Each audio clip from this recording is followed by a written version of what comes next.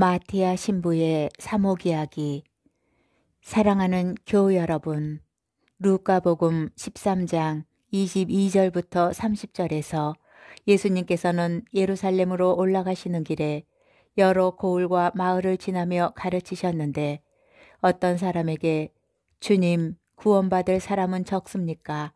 라는 질문을 받으며 대답하시는 가운데 중요한 가르침을 주십니다. 예수님께서 그들에게 말씀하시는 내용이 복음의 전체 내용입니다. 너희는 좁은 문으로 들어가도록 힘써라. 내가 너희에게 말한다.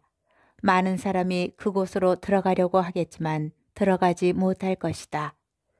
집주인이 일어나 문을 닫아버리면 너희가 밖에 서서 주님, 문을 열어주십시오 하며 문을 두드리기 시작하여도 그는 너희가 어디에서 온 사람들인지 나는 모른다 하고 대답할 것이다.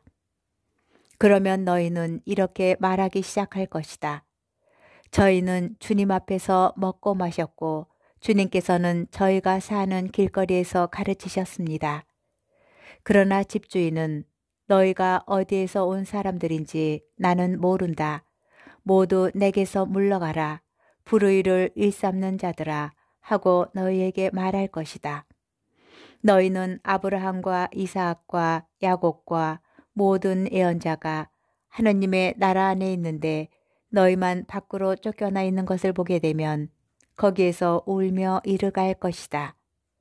그러나 동쪽과 서쪽, 북쪽과 남쪽에서 사람들이 와 하느님 나라의 잔치상에 자리 잡을 것이다.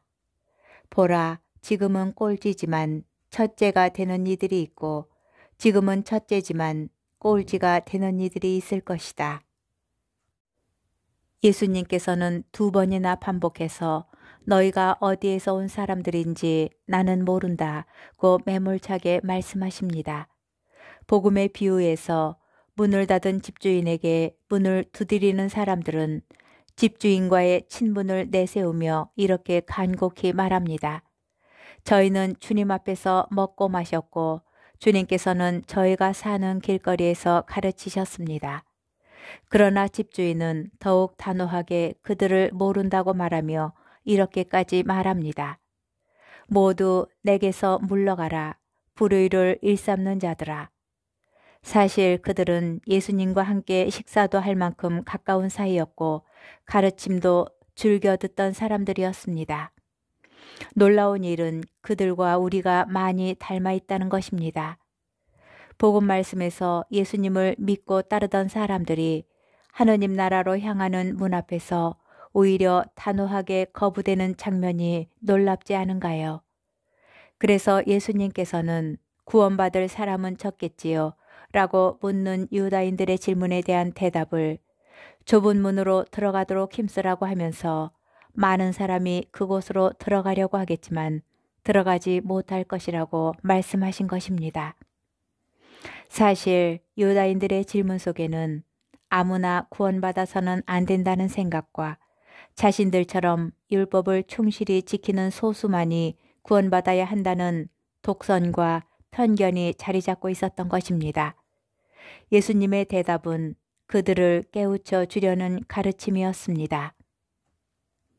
우리는 말씀의 전례에서 예수님의 가르침을 듣고 성찬의 전례에서 예수님과 함께 먹고 마시며 생명과 사랑으로 하나가 되는 대표적인 사람들입니다. 미사야말로 우리의 구원 여정에 주어진 최상의 선물임은 두말할 필요가 없을 것입니다. 그러나 미사 참례가 자동으로 우리의 구원을 보증하지는 않습니다. 하느님의 말씀을 듣고 성체를 받아 모시는 우리가 실제로 예수님을 닮아가려고 노력하지 않으면 또한 그분의 가르침을 듣기만 하고 삶 속에서 실천하지 않으면 우리는 그분과 그저 피상적인 관계에 머무를 뿐입니다. 그래서 오늘 복음의 비유에서 집주인의 나는 너희가 어디에서 온 사람들인지 모른다는 말을 들을지도 모른다는 것을 깨달아야 할 것입니다. 너희는 좁은 문으로 들어가도록 힘써라는 말씀은 이런 내용입니다. 사실 우리의 일상적인 신앙생활 자체가 하느님의 구원에 참여하는 수련이라는 것입니다. 아침에 일어나는 것에서부터 저녁 잠자리에 들 때까지 매 순간이 그렇습니다. 밥을 짓고 빨래를 하고 아이들을 키우고 사람들을 만나는 것도, 직장 생활도 사회 생활도 어느 것 하나 구원에 이르는 좁은 문이 아닌 것이 없습니다. 그 무엇도 쉽고 편한 것이 없습니다. 그래서 예수님께서는 마테오복음 11장 29절에서 고생하며 무거운 짐을 진 사람은 나에게 와서 당신의 멍에를 메고 당신께 매 순간 온유하고 겸손한 마음을 배우라고 하신 것입니다. 그리고 마테오복음 5장에서 7장의 산상수훈의 가르침을 7장 12절에서 이렇게 요약하여 가르쳐 주셨습니다. 그러므로 남이 너희에게 해주기를 바라는 그대로 너희도 남에게 해주어라.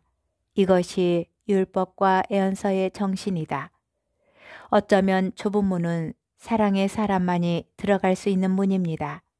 사랑은 저절로 커지는 것이 아니라 끊임없이 연습해야 합니다.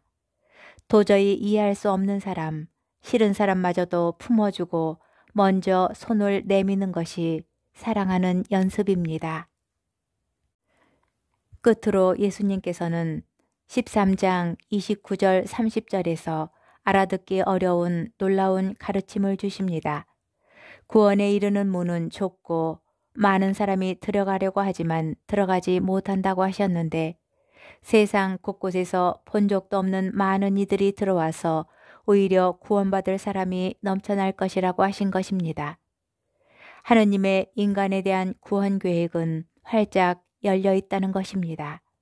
그러나 동쪽과 서쪽, 북쪽과 남쪽에서 사람들이 와 하느님 나라의 잔치상에 자리 잡을 것이다.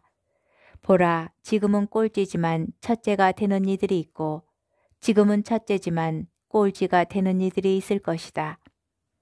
오늘 예수님의 가르침의 결론은 누가 구원받을 수 있는지 섣불리 단정짓지 말라는 것입니다. 스스로 구원받을 거라고 여기는 이들에게 예수님께서는 그들이 쉽게 하느님 나라에 들어가지 못하리라고 일깨우십니다. 예수님의 가르침을 직접 보고 들었다는 것도 구원을 보장해 주지 못한다는 것입니다. 예수님 앞에서 먹고 마시며 그분과 친한 것처럼 행동하고 그분의 말씀을 들어 알고 있다고 하여도 하느님 나라에 합당하지 않을 수 있다는 것입니다. 오늘날의 사제, 수도자, 겉으로 보기에는 성당일에 열심한 신자들이 여기에 해당할 수 있습니다.